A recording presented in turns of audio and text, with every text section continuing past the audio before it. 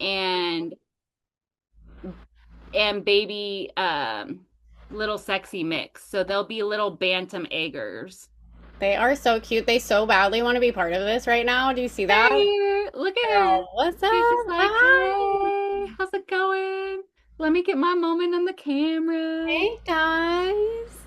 They They're so are sweet. precious. Yeah. I think this one is a silky, actually. I This love the one's a little colorings. They silky look like mix. they have little like burglar mask or something. Right? They're so They're so cute. cute. And there's two more that are in the pin. So these ones didn't come through as good, or this batch didn't brew as well as the last batch. So last batch I had 11 out of 18. Wow. These were my only four out of the 18 from this batch right here. I see. And I have five more that are in there that if they don't come out within the next couple days, I'll give them as offerings to the crows. Um, Mhm. so we have a murderer crow that live here, and so I feed them and give them offerings, and they keep the hawks away from my chickens. 13 players. Yeah, they're so sweet. They love to torture my dogs, but they talk to me every morning. Oh my gosh, how precious is that? I love it. Well, I want to get into that and I'll kind of just use that as like a little segue into the conversation. So, like, how Perfect. long have you been out on your little homesteading land that you have that's gorgeous? Yes. So Valentine's Day was our 2-year anniversary. Okay. Yeah. So, let me put these girls back in. Okay. Um, so yes, Valentine's Day. Come on, ladies. Don't jump. Good. Yeah, so I purchased the property 2 years ago and we were in a long escrow. There was a contingency on our escrow. The people who were selling this property um, used the money from this property to buy their other property. Okay. So they couldn't move out until they had the funds and they Sure. found a place. So we had a 60-day escrow, which was the longest waiting time in my entire life. I bet. But yeah, so I got the keys. We have 8.5 acres here, Gorgeous. and we've like just expanded, and it's gone through so many different things. It was originally purchased to be a retreat location. Yeah. My daughter has tapped into her inner homesteader and inner farmer. She shows goats and sheep, and she came up to me mm, a little less than a year ago and was like, Mom, I don't want to move. I don't want to leave my property. I just want to grow up here. And I was like, ooh, like, dang it. Like, mad props to my babe. She was only 13 at the time for Yeah. being able to speak her truth, right? And speak what 100%. she needed for her future. So I had to sit with that and do a lot of praying with that and was like, you know what? Like, she turned 14 shortly after, and I was like, I only have 4 more years with her.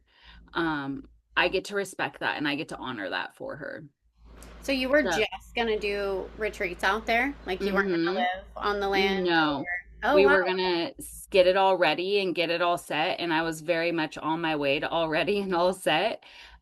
This room actually right now it's like you can see like I have a stack of blankets right there because I had 5 beds in this room. Mm-hmm. And I had an office space that was down in town that I paid extra for because I couldn't have my business license in this space because this was being used as a retreat space. So like I had to have an offsite office for my business. Um, and it was just so many different balls in so many different areas. And I was like, okay, cool. Like, let's do that. Yeah. So, yeah, we pulled back and stopped doing any retreats. Decided, nope, that's not going to happen. And I've kind of gone full-fledged into the chicken world. So now we're exploring what it looks like to register Montana de la Luna as a farm. Oh my gosh, how cool.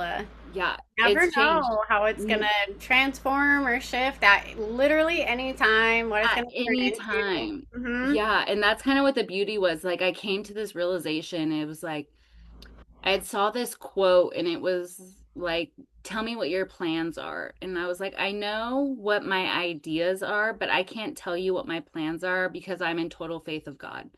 And I was like, ooh, I like that. Like, Mm-hmm. I have an idea of where I'm going and what I want for my life, but like, I don't have any plans because I know God, Allah, Creator, Buddha, whatever anyone chooses to call it, has something bigger than I could ever imagine.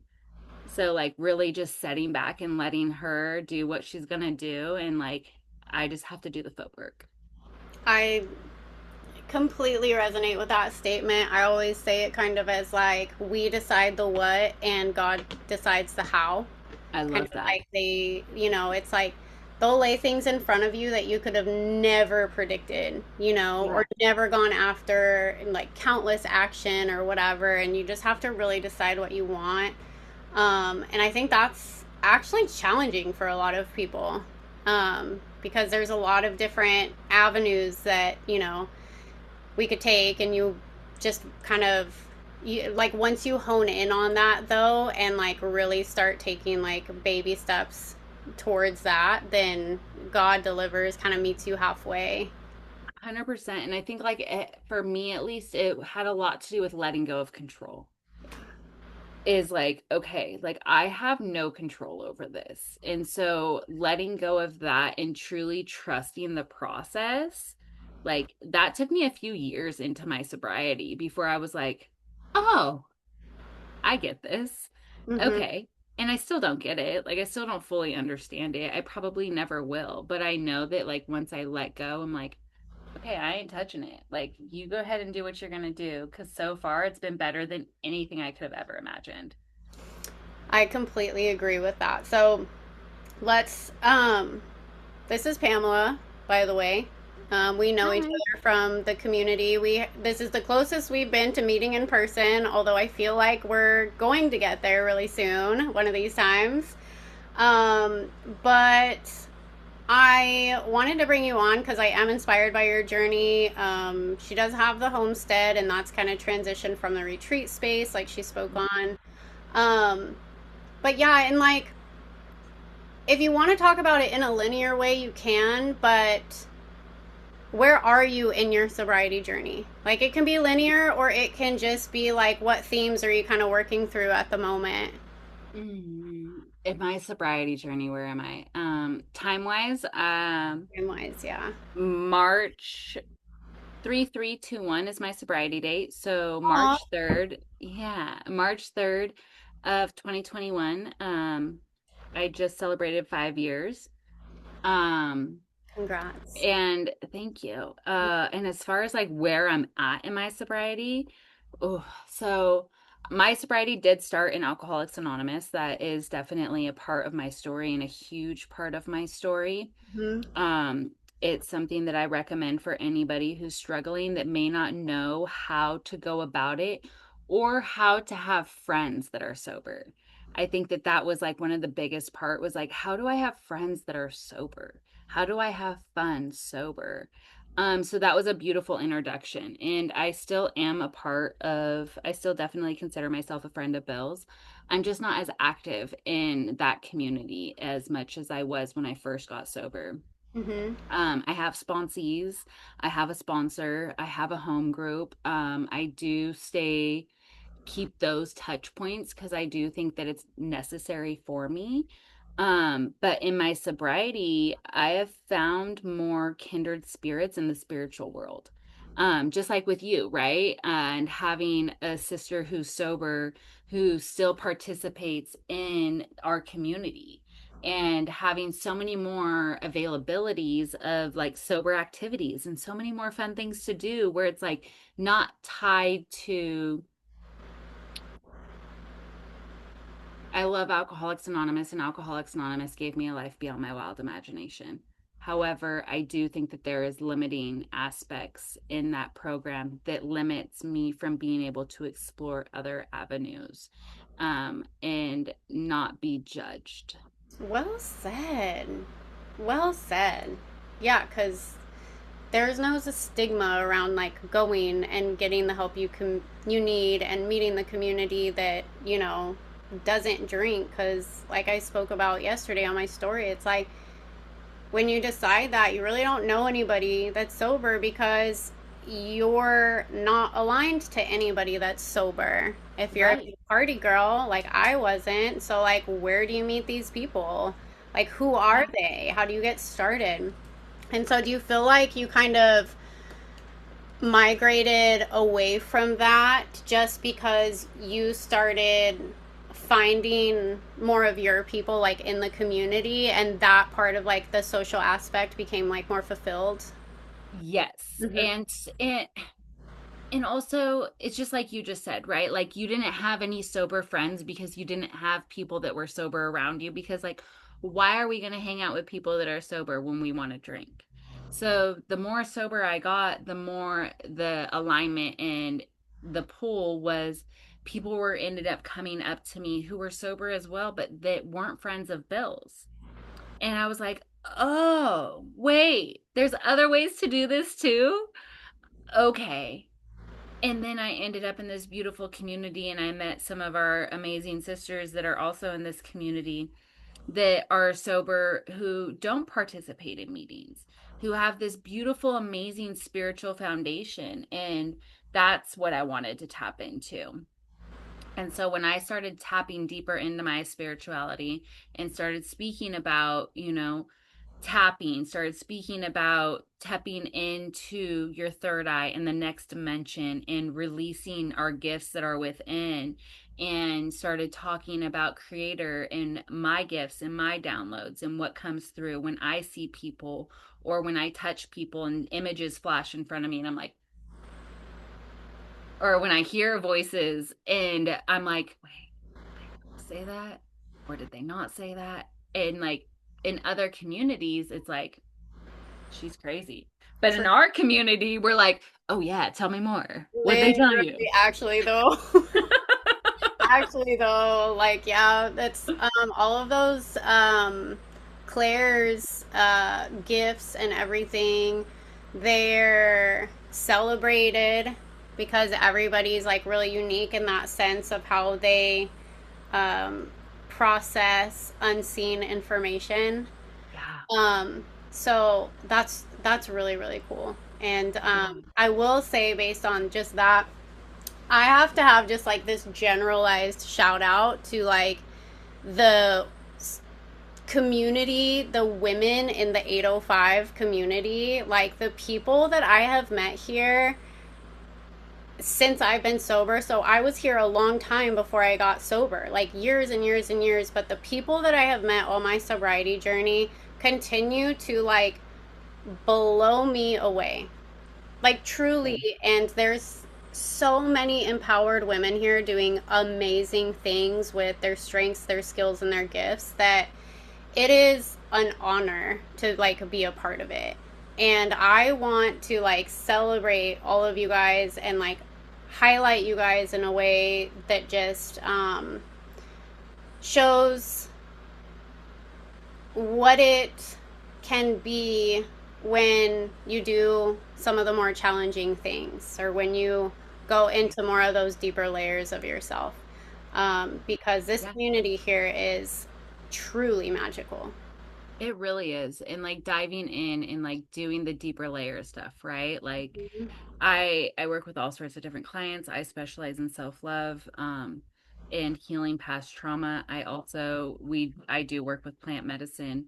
And I do About have that, people. talk a little bit about like your business and like what you share with Well, the I do community. have people that are like, well, are you telling me that if I take this pill, like everything will go away? And I'm like, no, that is not what I'm telling you. There Honey. is nothing that in this world that we are going to get that does not come with hard work. And that hard work is opening those doors that we've had closed inside of us for so long. For me, like I always tell people, like I was a broken little girl in a grown ass woman body full of tequila. That's a real toxic combination. So good. a real toxic combination. So I was this broken little girl trying to do grown women shit while I'm with like bleeding all over everybody I came in contact with. Woo! I've never heard it stated like that before, and that is like, that's a fan fave right now. That's Right? insane. But like there's so much truth to it, right? Where you're Yeah. like, why was I acting like this? I've been to therapy, I've been to this, I've been to that. I've gone through so many different things, but I hadn't healed and turned the lights on in the house with those doors that were closed for decades. Hmm. For me personally, like I was sexually abused, molested from the age of 6 to 9. So that little girl, that door got shut. I started drinking at 10 years old. That door got shut, and that little girl continued to get molested.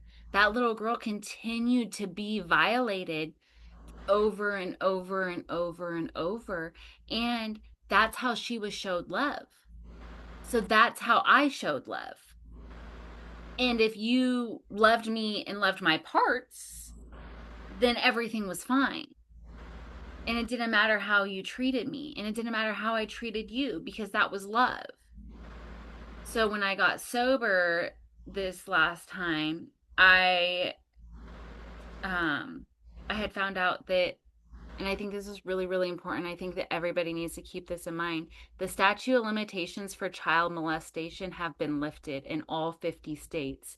There is no such thing as a statute of limitation on a child molestation anymore. So I picked up that phone and I called that state, 2 states above, and I filed criminal charges against those 2 men who sexually molested me as a little girl. Now, nothing happened to them because I couldn't prove it. They couldn't prove it unless they say, yeah, I did it, which we know they're not going to. But what happened was that door that had been shut inside of me, those shadows that I was running from, that little girl wasn't being molested in that room anymore. She got to come out and run around in the house that's inside of me.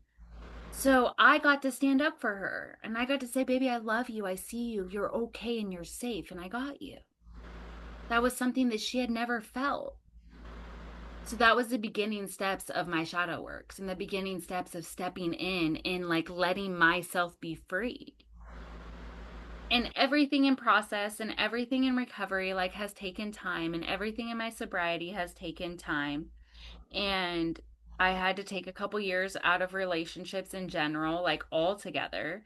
Um, because I was still attracting the same kind of men. I was still doing the same thing, but I was sober. And then I'm like, wait, but I've done the work. Like, what is going on? Like, Yeah. I have the career, I have the home, my daughter's happy, healthy, and thriving. Like, I have all of these beautiful things. I feel amazing, but I'm still attracting the same kind of douchebags. What the Like, heck? what am I doing? So I took the last 2 years and I just took them to myself, and I worked on a lot of stuff and I did a lot of healing, and I like became so comfortable with being alone, and not alone because I am never alone, but being by myself and not needing external validation from my partner to validate who I am. And it's kind of funny because like uh everybody would be like, Pamela, like when are you going to start dating again? When are you going to start dating again? I was like, you know what? At this point, I go to the feed store, I go to Home Depot, I drop my kid off at school, and I go to my office. Mhm. Like God's going to have to put my person at my front door and be like, here, this is for you. Exactly. Well, a couple months ago, I had a yard sale, and a friend of mine who's actually in program, who we've been friends for years, he showed up, and then he had messaged me afterwards and was like, hey, if you need any help around anything in your house, like weed whacking, whatever it may be, because like I said, I have 8.5 acres and it's just me, like let me know, I'll be happy to help. And I was like, oh, free labor done, let's go. Yeah. and I got a now list, a scroll. and now I'm officially like in a relationship and like dating him, and I absolutely adore him. And I laugh because like I told God, like you're gonna have to deliver him to my front door. God said, challenge accepted. Here you Period. go. Period. On yard sale day. How would you have Right? predicted? Hair's probably Right? in a bun, like. I know. And then So you're it's showing just up in your truest colors, though, at the same time. Like, and that has something to show for it as well. right? And it like, and that was the thing. It's like he showed up and like I was like probably the messiest mess I've been because like I was in the transition. We just closed down the office. Mhm. Everything from the office was moving here. I was taking out everything from the retreat space here. So I had all these beds coming out of my house. Like my daughter was in the middle of showing, like switching animals. So everything in the freaking farm and the barn and the everything was all flowing up. It was the hottest mess ever. And he's just like, okay, let me help you. I'm like, and then I had to work with through that of like allowing somebody to help me because I had become so used to being single. I had become so used to doing everything on my own that allowing somebody else to help me, that is still become that's still one of my challenges with him. But 100%. he just is like, okay, okay. I'm like,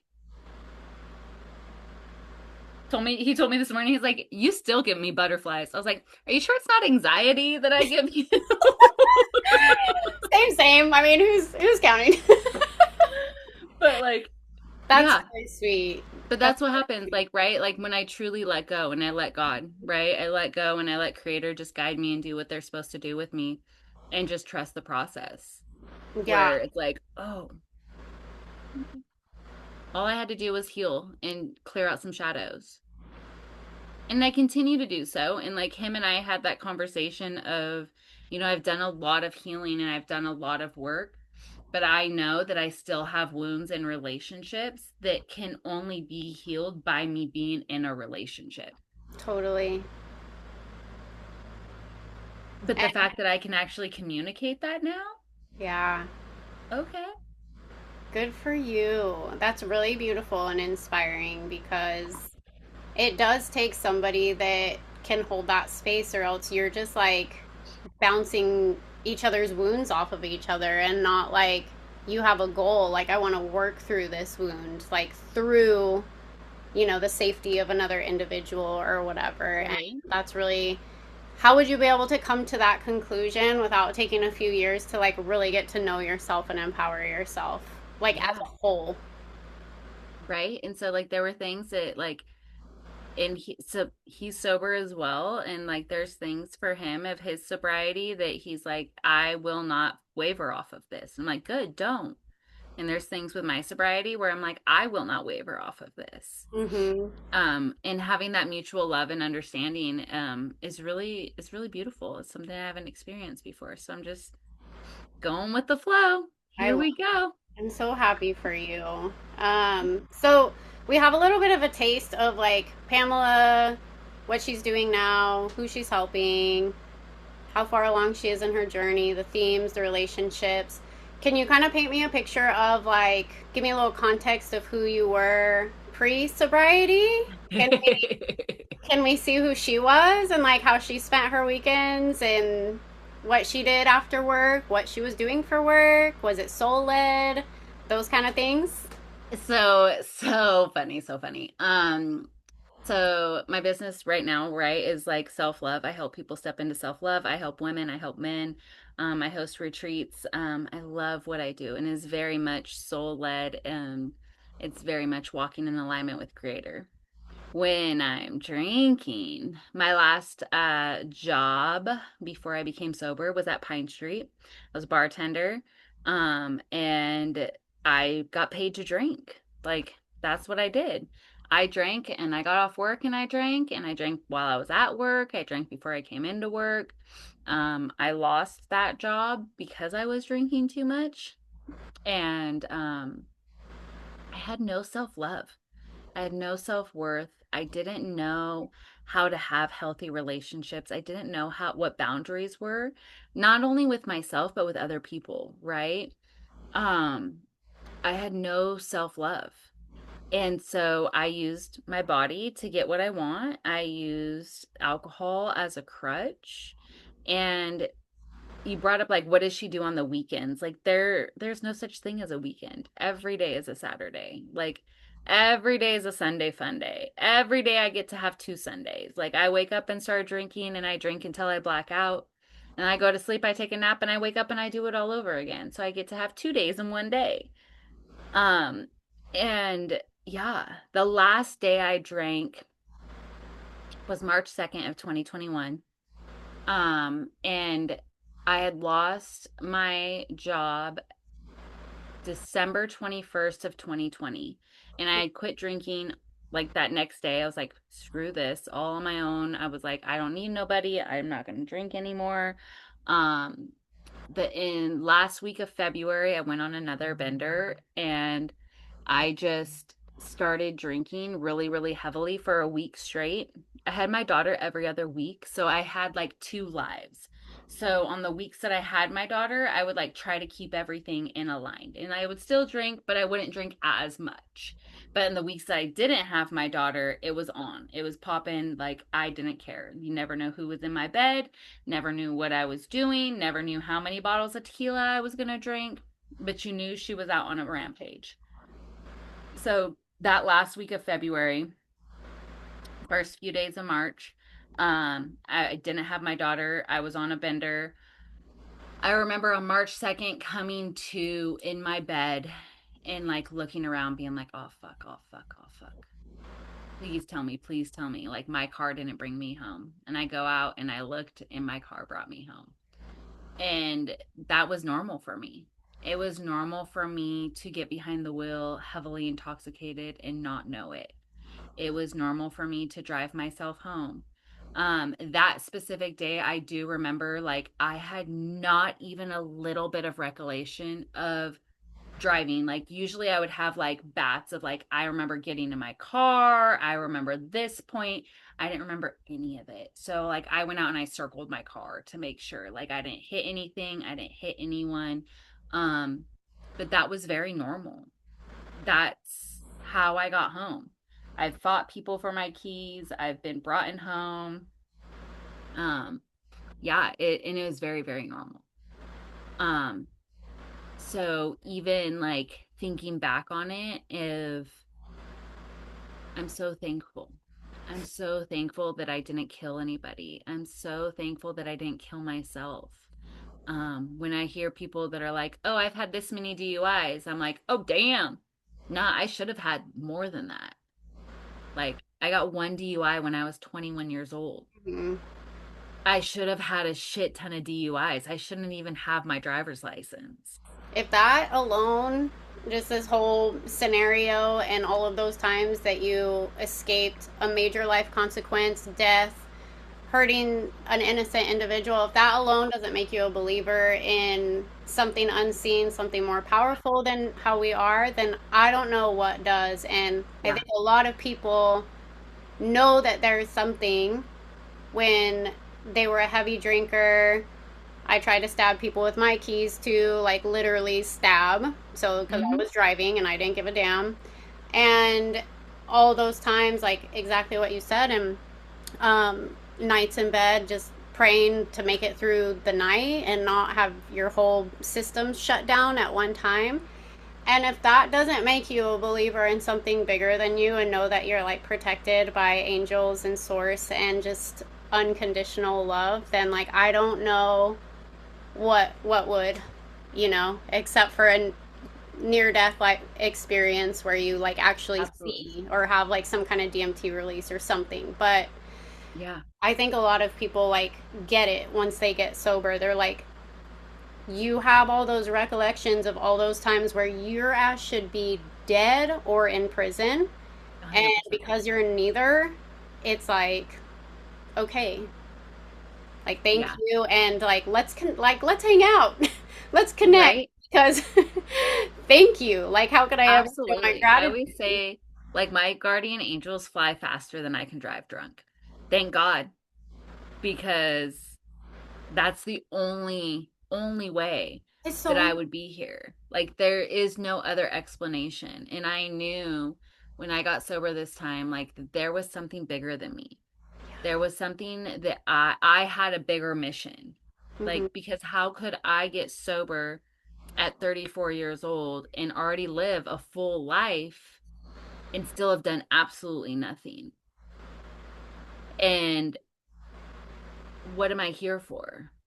Like I spent 34 years causing chaos. So now it's my time to help, and it's my time to help those who want the help and to heal. So I still have sponsees that I work with. I still give back for free. And I've created a career around it because that's my mission. I That's what I'm here love, to do. man, that's some deep stuff right there, and I'm really liking the direction. And thank you so much for sharing like everything. You painted a really good picture, and there's a lot of it that I resonate with too. So that's just a story for another day, though. Um, this is something that I'm kind of curious about in the direction that I'm moving forward as an alcohol free coach. And I've noticed working with people that when they get sober, they tend to get a little bit more creative or invest a lot of that energy into some kind of creative venture or something that is more expressive from Mm, just suppressing for so long. And we kind of need, if you're not going to suppress anymore, you kind of need a channel for like yeah, those emotions that are coming up out of freaking left field every right. which way to kind of move through and Right. understand a little bit. So I'm just out of curiosity. Did you have any kind of like creative ventures or anything that you started like as you got sober? Like where was a lot of your energy directed at that time? So I got sober, like I said, in March of 2021. I opened my first business in September of 2021. Um, Yes. How many months is that? I can't do the math that fast, but less than 6. under 6 months, period.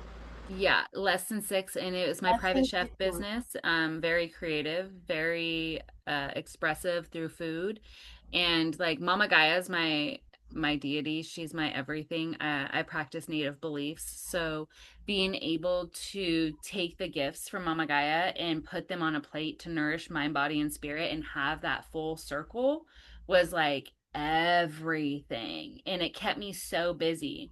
I always tell all of my sponsees, and I always share this anytime I'm in a room, is us as alcoholics found a way to get drunk every single fucking day. Found a way to get drunk every single day. Whether we had money or not, we found a way. So if you take that and put it into a legal business, You will find and a it only costs $36 to have a at-home business license. So for the whole year, and then if you want to do insurance, you can get it for as little as $5 a month for the whole year. Think about that. And then you get to make money. And you get to write off so many different things. So you get paid to do what you love, and you don't have a boss, and you're making money. So if you take that hustle that you put in to drinking and you put it into a business, and since then, so that was twisted and tossed. Um, I had a microdosing business I still have that floats through. That's actually a part of Woman in the Mirror. mm-hmm, I have Woman in the Mirror, which is spiritual self-love coaching. mm-hmm. And then Montana de la Luna, 4 businesses in 5 years. Queen. Uh, Um, yeah, I'm really really leaning into this because a lot of the people that I've worked with, that was it, and it's like, how do we? There's a correlation how to use addictive energy that has this like sense of urgency but transmute it into like creative power or starting a right. business, however you want to do that. But it's there's something to that, and I'm really really curious about exploring that more and asking more people like, how do you I channel love your that. energy, because you got to put it somewhere when you get sober. There's nowhere to hide it anymore. And you I know, did a lot of painting too. painting. Mm-hmm. Painting was wonderful. I have jewelry, like anything that allowed me to actually have like a stack of paintings right here. Anything that allowed me to express how I was feeling and what I was going through. Like painting, lots and lots of painting Gorge. and all the different things. So, like I said, I'm native. So, the medicine wheel, the blood moon, the sun, the mountains, the feathers, the 7 directions, the 7 feathers. Um, I have a bunch of paintings right here, actually. So it I was love just, that. I love that they're right there. This is so cool. I know, it's like pretty synchronistic right now. Like this, my office is a hot mess right now. So I have like little piles of everything. But yeah, painting and jewelry, making jewelry, and I think having a community. So I do Really. have an app that's coming up that it does specialize in sobriety as well. Oh, And we do have a cool. self-love community that is in there. I think it's really important to have a place where we can gather, even just like this, of like, Hmm. yeah, me too. Like I Yeah. get that. And it doesn't necessarily have to be a room of Alcoholics Anonymous, Narcotics Anonymous, whatever anonymous foundation you want to be tied to, but having a community of people that's like, yeah, me too. I think that's key. Being able to get a group of people, sober people together and be like, let's go do some karaoke. Like Shauna Mox and I do it. Like she'll call me and be like, girl, I need to go do karaoke. I'm like, I'm here, babe. I Let's want in go. on this. I want so Yes. I good. I know love we haven't it. done it in a minute, actually. I should drop that seed. I know she's like in her She's singing got, era right now. dude, she's incredible. I'm working with her right now too. So, Oh, uh, I love that. so this is another thing, and I've actually triggered people by saying all things sobriety, sobriety coach, this and that. The word sobriety in and of itself. I'm curious what that means to you. I think that everybody has their own definition of what that is. It's the same as like my app that I'm releasing. My app is Self-Love Anonymous. Um, I but love the that. I love that. second I tie anonymous into it, I started getting fear behind that of like people are gonna tie me to a 12-step program. And it's not. There are action plans, there are steps, there are shadow work, there are things that we have to go through and heal and clean. I think that for what you choose to call sobriety is everybody's own aspect. I think sobriety is alcohol free. And I don't know if you've seen this, but I've gone on a rant on my page where I'm like, dude, don't come at me and tell me you're doing the spiritual work when you're fucking popping mushrooms every single weekend, when you're taking acid to connect with source and you're doing all of these things, but you're doing zero shadow work to get it, but yet you're calling yourself a spiritual journey. Let's call it what it is. You're a drug addict who's popping drugs every single day. And this is coming from somebody who works with plant medicine, who Totally. guides people in medicine journeys. Sure. Like, uh, but don't come at me and tell me that you're sitting here taking this spiritual route by taking acid every weekend. That is not what this is. Like that's drug misuse and abuse. That's It's make bypassing the hard it's shit. right and it's Everybody making wants to trip. Like, come on. But what like people like you and I do minimize what we do. yeah, I feel you. I'm like, don't minimize the deep work. Like, my clients work with me for 3 to 6 months straight.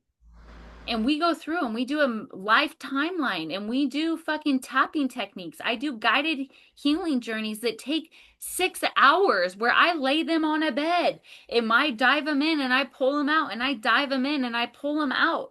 And I sit with them as they cry and as they release and as they journal and as they like can breathe. But you're sitting here popping acid every single weekend telling me you're going on a spiritual journey while you're going by yourself. That's not healing. You can't go and do the shadow work by yourself. Who's going to tell you what's behind you? So true. So some people are like, you can't say that you're sober. And I face this with Alcoholics Anonymous. And I deal with this lash Yeah. back from people a lot because people want to tell me that I can't say that I'm sober because I've used psilocybin. And Yeah. I'm like, but you also can't deny my freedom and my free spirit and how happy, joyous, and free I really am with your misery. You're still battling these demons, and every single day you're struggling to not want to drink. I have zero desire whatsoever to drink. I have zero desire to take Difference. that liquid poison and put it to my mouth and let my spirit go into that bottle.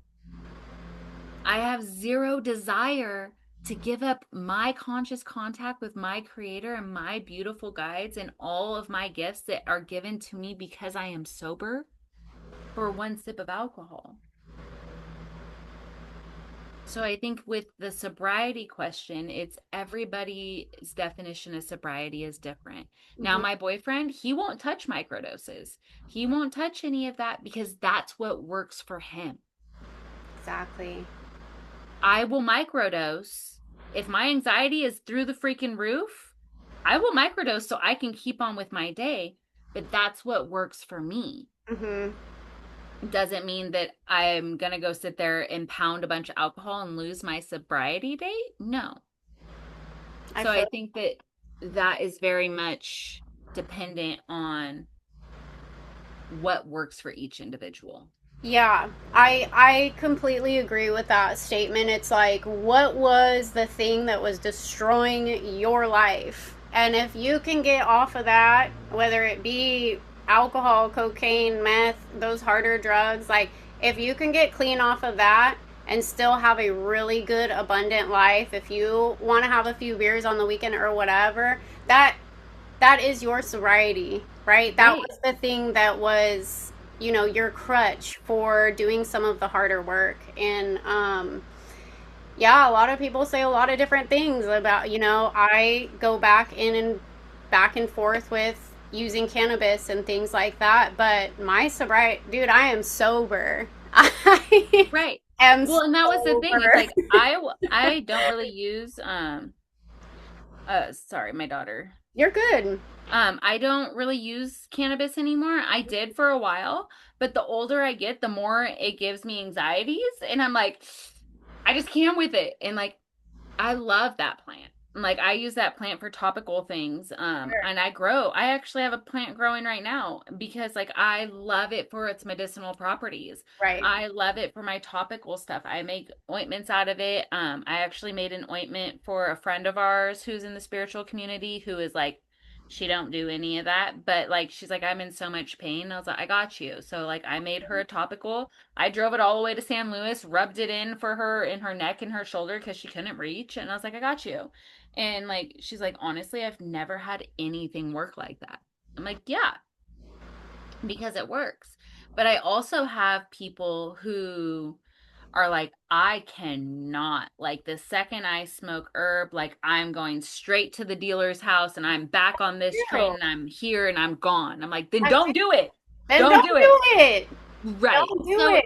I think it's all subjective, and so many people want to get on their high horse of, well, I don't do that and I'm better than that. And it's like, but really, are you? Because, like, look at that attitude that just came out and your ego that just bled all over everything.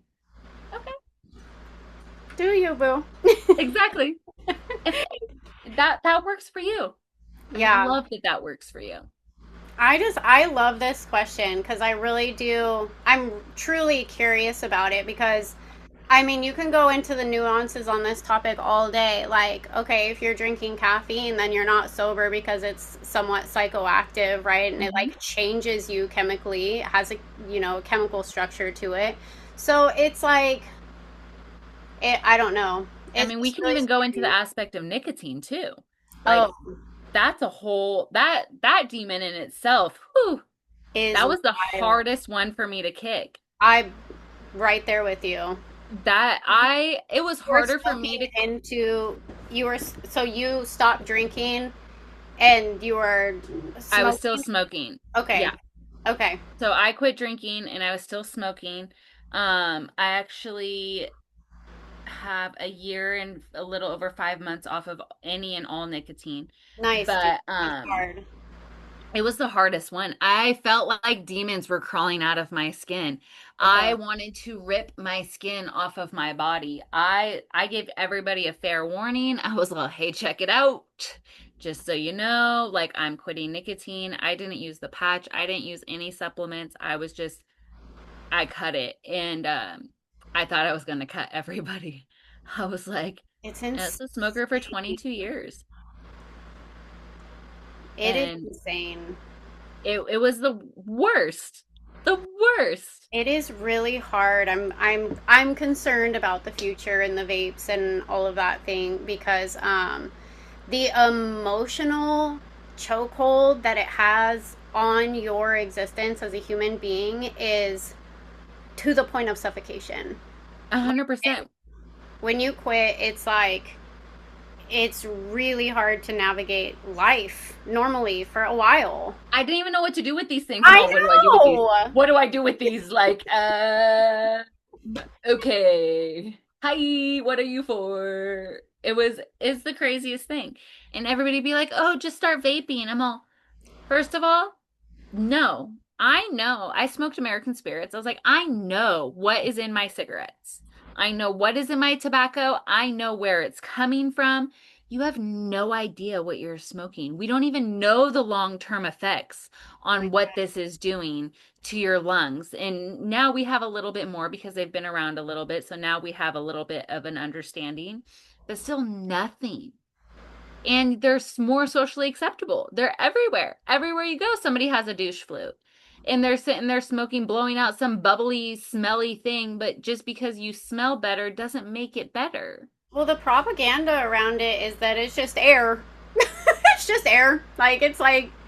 It's like the most harmless thing that you could, be doing for yourself. And I'm like, I mean, no, No, no. Like it hasn't been around long enough. everything comes with a cost, especially and like yeah, it's just but that's yeah. Yeah, Nicotine is rough and I pray for people that are quitting. I mean, you need some hypno or something. I mean, that shit's hard. I don't even know if hypno would have worked for me. Like, I have a couple friends who are like, Pamela, how'd you do it? Because like they've seen me struggle with it. And I'm like, honestly, like I woke up one day and I was like, I'm so done. And I had said that so many different times. And I still had, like, I pulled the, oh, I'll just finish these cigarettes because, like, I bought this pack. So I'll just finish this pack and then, like, I'll be done. I had a half a pack still sitting out in my smoking area. Uh, and I woke up and I was like, no, mm-mm. Mm, That half a pack sat there for probably about a week before I threw it in the fire. And I was just that's a good way to do it. like, I was done. Yeah. But it is not an easy task. And now the crazy part is anytime I smell cigarettes, I'm all, "Oop, oop." I'm like, wait, did I really smell like that? And everybody's like, yeah. I'm like, you guys let me do that? They're like, have you met you? Like, there is no telling you anything. That and you have to be ready because it's like it's really hard. It's really really challenging and it takes a lot of grit to get through something like that. It just does. Like I believe anybody can do it. Don't get me wrong. Like not to steer the conversation in the wrong direction. Like you can't. You absolutely can. Anybody can do it. Anybody Anybody can can do do it. it. Both drinking too. Of course. Drinking, drugs, any of it. You just have to change your habit. And so finding a different habit for that. And the gym is a wonderful outlet. Prayer meditation is a wonderful outlet. Yes. Changing your routine. I always tell my clients to find a daily seven. So like we have the daily seven. So when we get up in the morning, we ask Creator, God, Buddha, Allah, whatever it is that you believe in to guide you through your day. Um, because if I'm walking in Creator's will for myself and not self will for myself, then anything that I do is going to be in direct result of love. And when I'm walking in self will, that's a direct result of fear, right? So, in doing the daily sevens, asking for guidance in the morning, dancing, doing some songs like where you can stomp your feet and dance, Hmm. and that setting your tone and that song that you choose to dance to first thing in the morning is absolutely critical. I love 20 minutes of movement, working out for 20 minutes a day, reading for 20 minutes a day. Knowledge is power. You have to read. Meditation, gratitude, and where's my seventh one? Reading, exercise, guidance. Meditation. Why am I losing my seventh Nourishment, one? maybe? No, I mean that is really important, but that wasn't on there. Mm, What is it? My brain's like, hey, I'm not here today. it's okay. I Here we love go. those. I love those. Presentation, reflection, guidance, movement, mind, body, and spirit. Hmm, well, Reflection? I don't know. Boundaries, breath, body, and boundaries. Yeah, my brain's done. She That's said, okay. Well, I'll close us out then if you have just one more like what kind words would you give to somebody who may be struggling with their addiction but on their heart they see themselves in an alcohol-free life or where they're not struggling with their addiction anymore? Do you just some kind compassionate words from self from So that just reminded me what my seventh one is it's mirror meditation and there you having go. conversation with the woman and the man in the mirror, whatever it may be. Mhm. I highly encourage I love you statements. That changed how I talk to myself, and that in turn changed how I talk to the world. As I'd step in front of the mirror and say, I love you and I got you. Because I didn't have a lot of that growing up. I Mhm. didn't have a lot of people telling me that they love me and they got me. And so if I can encourage anybody to do anything, it's to remind yourself of your power and step in front of a mirror. And it's going to be so uncomfortable and you're going to hate it and you're probably not going to want to do it. And that's okay, but do it anyway. It's like a signal of safety, which is like the most important thing in true nervous system healing and healing in general is just Hmm. to be able to feel safe and not like riddled in that fear or worry or doubt or insecurity. And so I think those words, I love you, I got you, are like super powerful if you can say them Yeah. to yourself. I love that. Allowing your nervous system to catch up to where it is that you're going, right? Because if anyone's having problems with drinking, chances are they've had these problems for years and they're healing shadows because of that. Um, to meet yourself with grace and to know that it took you a lifetime to get to where you're at. And it's not going to take a lifetime to heal, but it is not going to happen overnight. Meet yourself with grace. Yeah. Mhm. Thank you so much. This Thank conversation you. was like just beyond, and I got to know a little bit more about a lot more about you, and I'm just like really really grateful, and I Mm. love being here just to witness you and your story and how much you've overcome and where you are in your life. 5 years, like 5 years, Yeah. and four businesses, and all of this wisdom is just like truly truly inspiring, and I hope that whoever needs to see this or find this audio will, and I will do my best to share it with the world. Thank you. Thank you for having me. Thank you for asking. Thank you for just being your beautiful, magical self. And I love what you're spreading. I love that you're bringing knowledge and power to sobriety, and reminding people that we can have fun in sobriety. Like we can go out and do karaoke. We can go out and do regular things and not be tempted by any of the spirit suckers that are out there. Yeah, your spirit Keep wants to doing do you. it anyways. Yeah, let her Wants play. to have fun, experience Absolutely. joy. Yeah. Mm, Thank beautiful. you so much. Thank you, babe. Have And a we'll beautiful day. thank you. You too. We'll be We'll touch connected, base. I'm sure. Yeah, Okay. absolutely. Bye, love. Thanks. Bye.